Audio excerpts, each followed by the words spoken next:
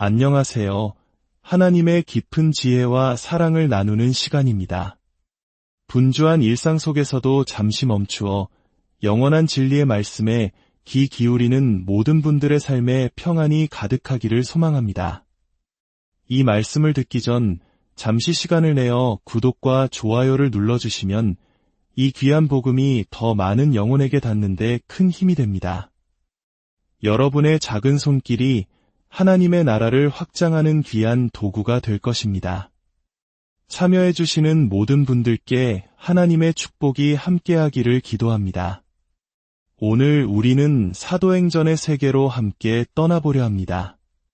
특히 사도행전의 첫 부분, 1장부터 12장까지에 담긴 거대한 서사를 통해 초대교회가 세상에 던졌던 강력한 메시지와 그로 인해 벌어졌던 거대한 충돌을 깊이 묵상하고자 합니다. 사도행전은 예수 그리스도께서 이 땅의 진정한 왕이시며 메시아이시고 주님이심을 선포하는 것으로 시작됩니다. 이것은 단순한 종교적 선언이 아니었습니다. 당시 세상을 지배하던 모든 권력에 대한 정면 도전이었습니다. 사도행전 2장부터 12장까지의 흐름을 하나의 거대한 그림으로 본다면 우리는 무엇을 발견하게 될까요?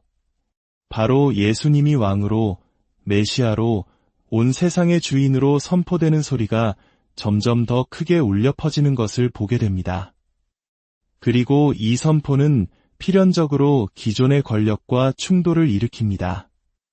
이야기의 배경에는 늘 한 인물이 어른거리고 있었습니다.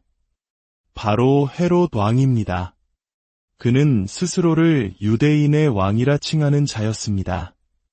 마침내 사도행전 12장에 이르러 그림자 속에 있던 헤롯이 무대 전면으로 등장합니다. 그의 생각은 명확했습니다. 유대인의 왕은 오직 나 하나뿐이다. 두 명의 왕은 존재할 수 없다. 그러니 저 새로운 왕을 따르는 무리들을 모조리 짓밟아 버리겠다. 여러분도 아시다시피 12장에서 마침내 거대한 충돌이 벌어집니다. 헤롯 왕은 먼저 요한의 형제 야고보를 칼로 죽입니다. 그는 아마도 교회의 지도자 그룹 중 두세 번째 인물을 먼저 제거하며 사람들의 반응을 떠보았을 것입니다. 대중들이 이 일을 보고 좋아하자 헤롯은 더욱 대담해집니다. 이제 저들의 우두머리를 칠 차례다. 그는 교회의 가장 큰 기둥이었던 베드로마저 잡아옥에 가두고 죽이려 합니다. 하지만 바로 그 절체절명의 순간 놀라운 일이 일어납니다. 온 교회가 간절히 기도하고 있을 때 하나님의 천사가 나타나 베드로를 깊은 감옥에서 이끌어냅니다. 세상의 왕 헤롯이 자신의 권력으로 교회를 무너뜨리려 했지만 하늘의 왕이신 하나님께서는 당신의 능력으로 교회를 지키셨던 것입니다. 저는 여러분이 사도행전의 전반부, 즉 1장부터 12장까지를 바로 이 거대한 틀 안에서 이해하시기를 바랍니다. 예수님이 유대인의 왕으로 선포되셨다. 그리고 왕이시며 주님이신 예수님에 대한 소식은 필연적으로 이 땅의 권력자들과의 충돌을 낳는다. 이 두 가지가 핵심입니다. 헤롯 왕이 이야기의 마지막에야 직접 등장하지만 사실 그는 누가복음에서부터 이미 보이지 않는 배경처럼 존재하며 예수님의 왕되심과 대립하고 있었습니다. 예수님의 재판 과정에서 헤롯과 빌라도가 친구가 되는 장면을 기억하십니까? 이는 세상의 권력이 하늘의 왕을 대적하기 위해 하나가 되는 모습을 상징적으로 보여줍니다. 이처럼 왕권의 문제는 사도행전 전체를 관통하는 매우 중요한 주제입니다. 그리고 이 왕권이라는 주제와 시실과 날실처럼 촘촘하게 엮여있는 두 번째 핵심 주제가 있습니다. 바로 성전입니다. 성전은 하늘과 땅이 만나는 장소, 즉 하나님께서 임재하시는 거룩한 공간을 상징합니다. 구약 성경에서 메시아, 즉 왕과 성전은 아주 밀접하게 연결되어 있습니다. 사무엘하 7장을 보면 다윗 왕은 하나님을 너무나 사랑한 나머지 그분을 위해 세상에서 가장 아름다운 집, 즉 성전을 지어드리고 싶어 했습니다. 하지만 하나님께서는 다윗에게 이렇게 말씀하십니다. 내가 나를 위하여 집을 짓는 것이 아니다. 내가 너를 위하여 집을 세울 것이다. 그리고 놀라운 약속을 주십니다. 내가 내 뒤를 이을 내 씨를 일으켜 그의 나라를 견고하게 하리라. 그는 내 이름을 위하여 집을 건축할 것이요 나는 그의 나라 왕위를 영원히 견고하게 하리라. 나는 그에게 아버지가 되고 그는 내게 아들이 되리니 이 약속은 신학적으로 엄청나게 중요합니다. 하나님께서 이 땅에 진정으로 거하시고 싶은 장소는 사람이 만든 벽돌과 나무로 지은 건물이 아니었습니다. 바로 다윗의 가문에서 태어날 한 사람, 그분의 아들이었습니다. 그 아들 자신이 바로 하나님이 거하시는 성전이 될 것이며 동시에 그가 진정한 성전을 건축할 것이라는 이중적인 의미를 담고 있습니다. 물론 1차적으로 이 약속은 다윗의 아들 솔로몬을 통해 성취됩니다. 솔로몬은 위대한 왕으로서 예루살렘 성전을 건축하고 그의 지혜를 듣기 위해 땅끝의 사람들이 몰려들었습니다. 하지만 이 약속의 패턴은 계속 이어집니다. 구약의 역사 속에서 가장 위대한 왕들은 언제나 성전을 정화하거나 재건하는 왕들이었습니다. 히스기야와 요시야 왕이 바로 그러했습니다.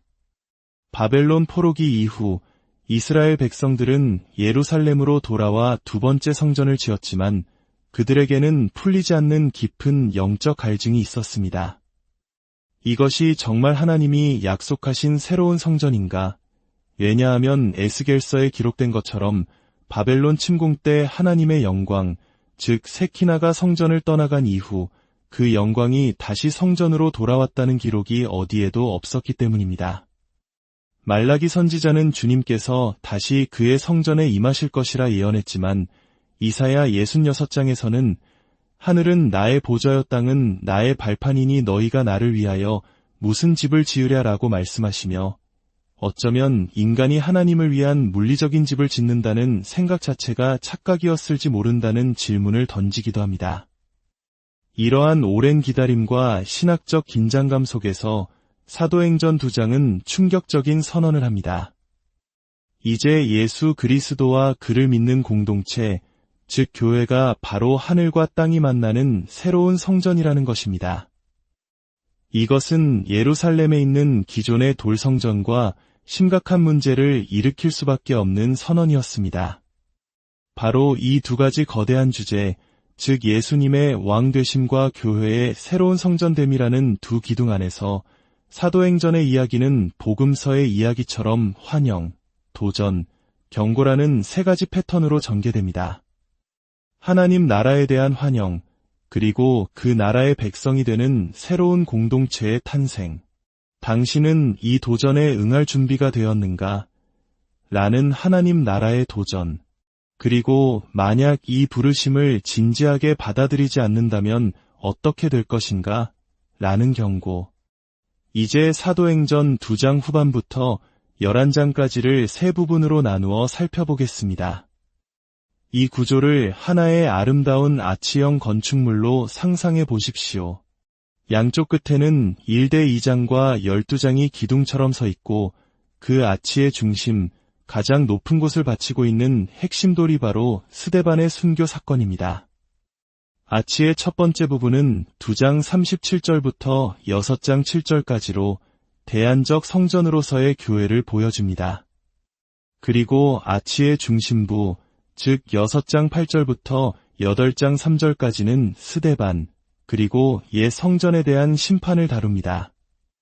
스데반의 설교는 바로 이 성전 문제가 얼마나 폭발적인 주제였는지를 명확하게 보여주는 절정의 순간입니다. 마지막으로 아치의 세 번째 부분, 8장 4절부터 11장 30절까지는 스데반의 순교 이후 어떤 일이 벌어지는지를 보여줍니다. 고대 유대교의 위대한 종말론적 약속들 안에는 항상 이런 비전이 있었습니다. 하나님께서 마침내 이스라엘을 위해 위대한 일을 행하실 때 온 세상이 그 역사에 동참하게 되리라는 비전 말입니다. 시편 72편은 메시아이신 다윗의 아들이 왕위에 오를 때 그의 통치가 이 바다에서 저 바다까지, 강에서부터 땅끝까지 이를 것이라고 노래합니다. 이스라엘의 하나님을 경배하고 이스라엘의 왕에게 복종하기 위해 온 세상이 나아온다는 사상은 구약 성경 깊숙이 뿌리내린 핵심 주제입니다. 사도행전은 이 예언이 어떻게 성취되는지를 생생하게 보여줍니다. 첫째, 교회가 이스라엘의 참된 왕을 예배하는 새로운 성전으로 세워집니다. 둘째, 스데반의 설교와 순교를 통해 옛 성전과의 거대한 충돌이 일어나고 그는 죽음의 순간에 예수님께서 하나님의 보좌 우편에 서신 것을 보는 환상을 통해 예수님의 왕되심을 궁극적으로 증언합니다. 셋째, 그 결과 박해로 흩어진 성도들을 통해 말씀이 예루살렘의 경계를 넘어 사마리아와 이방인들에게까지 전파됩니다. 우리는 빌립, 그리고 바울, 베드로의 이야기를 통해 이 복음의 확장을 목격하게 됩니다.